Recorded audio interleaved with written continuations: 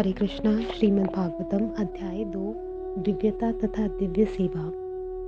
रोमहर्षण के पुत्र उग्रश्रवा सूत गोस्वामी ने ब्राह्मणों के सम्यक प्रशंसों से पूर्णतः प्रसन्न होकर उन्हें धन्यवाद दिया और वे उत्तर देने का प्रयास करने लगे। श्रील सूत गोस्वामी ने कहा, मैं उन महामुनि सुखदेव गोस्वामी को सादर नमस्कार करता हूँ जो सबों के हृदय में प्रवेश करने में समर्थ हैं। जब वे यज्ञोपवीत संस्कार अथवा उच्च जातियों द्वारा किए जाने वाले अनुष्ठानों को संपन्न किए बिना संन्यास ग्रहण करने चले गए तो उनके पिता व्यासदेव उनके वियोग के भय से आतुर होकर चिल्ला उठे, हे पुत्र, उस समय जो वैसी ही वियोग की भावना में लीन थे, केवल ऐसे वृक्षों ने शोकग्रस्त पिता के शब्दों का प्रतिध्वनि के रूप में उत्तर दिया। मैं समस्त मुनियों के गुरु व्यासदेव के पुत्र शुकदेव को सादर नमस्कार करता हूँ, जिन्होंने संसार के गहन अंधकारमय भागों को पार करने के लिए संघर्षशील उन निपट भौतिकवादियों के प्रति अनुकंपा करके वैदिक ज्ञान के सार रूप इस परम गुह्य पुराण को स्वयं आत्मसात करने के बाद अनुभव द्वारा कह सुनाया। विजय के साधन स्वरूप इस श्रीमद् भागवतम का पाठ करने सुनने के पूर्व मनुष्य को चाहिए कि वह श्री भगवान नारायण को, नरोत्तम नारायण ऋषि को, विद्या की देवी माता सरस्वती को तथा ग्रंथकाल शील व्यास देव को नमस्कार करे। हे मुनियों, आपने मुझसे ठीक ही प्रश्न किया है। आपके प्रश्न श्लाघनीय है क्योंकि उनका संबंध भगवान कृष्ण से है और इस प्रकार वे विश्व कल्याण के लिए हैं। ऐसे प्रश्नों से ही पूर्ण आत्मतुष्टि हो सकती है।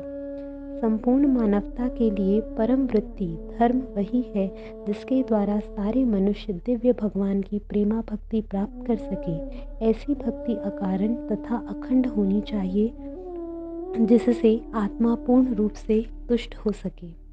भगवान श्री कृष्ण की भक्ति करने से मनुष्य तुरंत ही अहेतुक ज्ञान तथा संसार से वैराग्य प्राप्त कर लेता है। मनुष्य द्वारा अपने पद के अनुसार संपन्न की गई वृत्तियां यदि भगवान के संदेश के प्रति आकर्षण उत्पन्न न कर सके तो वे निरीह व्यर्थ का श्रम होती है। समस्त वृत्ति परक कार्य निश्चय ही परम मोक्ष के निमित्त होते हैं। उन्हें कभी भौतिक लाभ के लिए संपन्न नहीं किया जाना चाहिए। इससे भी आगे ऋषियों के अनुसार जो लोग परम वृत्ति धर्म में लगे हैं उन्हें चाहिए कि इंद्रिय तृप्ति के संदर्भ हेतु भौतिक लाभ का उपयोग कदापि नहीं करना चाहिए। जीवन की इच्छाएं इंद्रिय तृप्ति की ओर लक्षित नहीं होनी चाहिए। मनुष्य को केवल स्वस्थ जीवन की या आत्म संरक्षण की कामना करनी चाहिए, क्योंकि मानव तो परम सत्य के विषय में जिज्ञासा करने निमित्त बना है। मनुष्य की वृत्तियों का इसके अतिरिक्त अन्य कोई लक्ष्य नहीं होना चाहिए। परम सत्य को जानने वाले विद्वान अध्यात्मवादी तत्वविद इस अद्वैतत्व को ब्रह्म, परमात्मा या भगवान के नाम से पुकारते हैं। ज्ञान तथा वैराग्य से समन्वित गंभीर जिज्ञासु या मुनि वेदांत श्रुति के श्रवण से ग्रहण की हुई भक्ति द्वारा परम सत्य की अनुभूति करता है। अतः हे द्विजश्रेष्ठ, निष्कर्ष यह निकलता है कि वर्णाश्रम धर्म के अनुसार अपने कर्तव्यों को पूरा करने से जो परम सिद्धि प्राप्त हो सकती है वह है भगवान को प्रसन्न करना। अतएव मनुष्य को एकाग्रचित से उन पूर्ण पुरुषोत्तम भगवान के विषय में निरंतर श्रवण, कीर्तन, स्मरण तथा पूजन करना चाहिए जो भक्तों के रक्षक हैं। हाथ में तलवार लिए बुद्धिमान मनुष्य भगवान का स्मरण करते हुए कर्म की बंधी हुई ग्रंथि को काट देते हैं। अतएव ऐसा कौन होगा जो उनके संदेश की ओर ध्यान नहीं देगा। हे द्विजों, जो भक्त समस्त पापों से पूर्ण रूप से मुक्त है उनकी सेवा करने से महान सेवा हो जाती है। ऐसी सेवा से वासुदेव की कथा सुनने के प्रति लगाव उत्पन्न होता है। प्रत्येक हृदय में परमात्मा स्वरूप स्थित तथा सत्यनिष्ठ भक्तों के हितकारी भगवान श्री कृष्ण उस भक्त के हृदय से भौतिक भोग की इच्छा को हटाते हैं जिसने उनकी कथाओं को सुनने में रुचि उत्पन्न कर ली है, क्योंकि ये कथाएं ठीक से सुनने तथा कहने पर अत्यंत पुण्यप्रद होती है। भगवान की कक्षाओं में नियमित उपस्थित रहने तथा शुद्ध भक्ति की सेवा करने से हृदय के सारे दुख लगभग पूर्णतः विनष्ट हो जाते हैं और उन पुण्य श्लोक भगवान में अटल प्रेमा भक्ति स्थापित हो जाती है जिनकी प्रशंसा दिव्य गीतों से की जाती है। जो ही हृदय में अटल प्रेमा भक्ति स्थापित हो जाती है, प्रकृति के रजोगुण तथा तमोगुण के प्रभाव जैसे काम, इच्छा तथा लोभ हृदय से लुप्त हो जाते हैं। तब भक्त सत्व गुण में स्थित होकर परम सुखी हो जाता है। इस प्रकार शुद्ध तत्व में स्थित होकर जिस मनुष्य का मन भगवान की भक्ति के संसर्ग से प्रसन्न हो चुका होता है, उसे समस्त भौतिक संगति से मुक्त होने पर भगवान का सही वैज्ञानिक ज्ञान विज्ञान तत्व प्राप्त होता है। इस प्रकार हृदय की गांठ भिद जाती है और सारे संशय छिन्न भिन्न हो जाते हैं। जब मनुष्य आत्मा को स्वामी के रूप में देखता है, जो सकाम कर्मों की श्रृंखला समाप्त हो जाती है।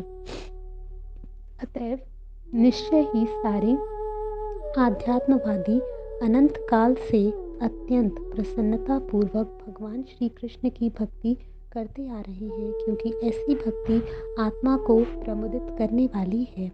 दिव्य भगवान प्रकृति के 3 गुणों सत्व, रज तथा तम से अप्रत्यक्ष रूप से संबंध है और वे भौतिक जगत की उत्पत्ति, पालन तथा संहार के लिए ब्रह्मा, विष्णु तथा शिव इन 3 गुणात्मक रूपों को ग्रहण करते हैं। इन तीनों रूपों में से सत्व गुण वाले विष्णु से सारे मनुष्य परम लाभ प्राप्त कर सकते हैं।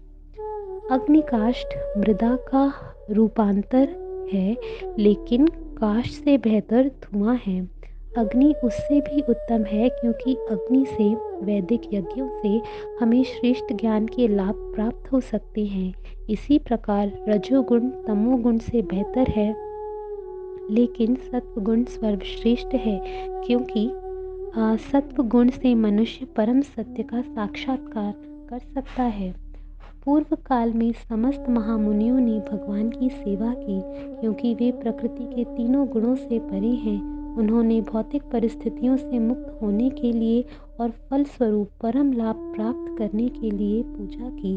अतएव जो कोई इन महामुनियों का अनुसरण करता है, वह भी इस भौतिक संसार में मोक्ष का अधिकारी बन जाता है। जो लोग मोक्ष के प्राप्ति प्रति गंभीर हैं, वे निश्चय ही द्वेष रहित होते हैं और सबका सम्मान करते हैं, किंतु फिर भी वे देवताओं के घोर रूपों का अस्वीकार करके केवल भगवान विष्णु तथा उनके श्वासों के कल्याणकारी रूपों की ही पूजा करते हैं।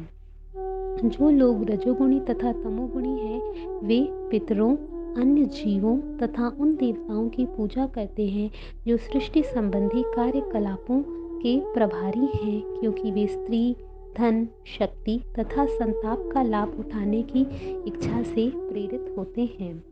प्रामाणिक शास्त्रों में ज्ञान का परम उद्देश्य पूर्ण पुरुषोत्तम परमेश्वर श्री कृष्ण है। यज्ञ करने का उद्देश्य उन्हें ही प्रसन्न करना है। योग उन्हीं के साक्षात्कार के लिए है। सारे सकाम कर्म अंततः उन्हीं के द्वारा पुरस्कृत होते हैं। वे परम ज्ञान हैं और सारी कठिन तपस्याएं उन्हीं को जानने के लिए की जाती हैं। उनकी प्रेरणा सेवा करना ही धर्म है। वे ही जीवन के चरम लक्ष्य हैं। इस भौतिक सृष्टि के प्रारंभ में उन भगवान वासुदेव ने अपने दिव्य पद पर रहकर अपनी ही अंतरंगा शक्ति के कारण तथा कार्य की शक्तियां उत्पन्न की। भौतिक पदार्थ की उत्पत्ति करने के बाद भगवान वासुदेव अपना विस्तार करके उसमें प्रवेश करते हैं। यद्यपि वे प्रकृति के गुणों में रहते हुए उत्पन्न जीवों में से एक जैसे लगते हैं, किंतु वे सदैव अपने दिव्य पद पर पूर्ण रूप से आलोकित रहते हैं। परमात्मा रूप में भगवान सभी वस्तुओं में उसी तरह व्याप्त रहते हैं जिस तरह काष्ठ के भीतर अग्नि व्याप्त रहती है, और इस प्रकार यद्यपि वे एक एवं अद्वितीय हैं, वे अनेक प्रकार से दिखते हैं। भौतिक जगत के 3 गुणों से प्रभावित हुए जीवों के देह में परमात्मा प्रविष्ट होते हैं और सूक्ष्म मन के द्वारा 3 गुणों के फल भोगने के लिए जीवों को प्रेरित करते हैं। इस प्रकार सारे ब्राह्मणों के स्वामी देवताओं, मनुष्यों तथा निम्न पशुओं से आवासित सारे ग्रहों का पालन पोषण करने वाले हैं। वे अवतरित होकर शुद्ध सत्व गुण में रहने वालों के उद्धार हेतु लीलाएं करते हैं। हरे कृष्णा।